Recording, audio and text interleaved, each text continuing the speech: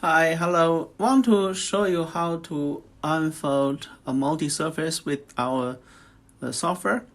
Here we have new tools here that you can unfold a multi-surface here into a single contour. So here's the model here. You see here, this is actually the one that here is two surfaces. This is one, and there's another one here. We just zoom in here. And with our new tool here, it's very simple to use here.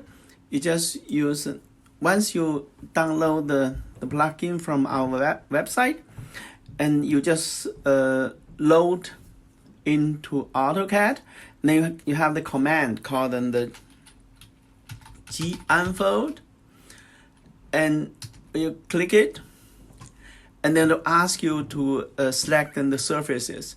So you just window selected here, and then hit return, and then they'll ask you whether you want to unfold the inner boundary or not here.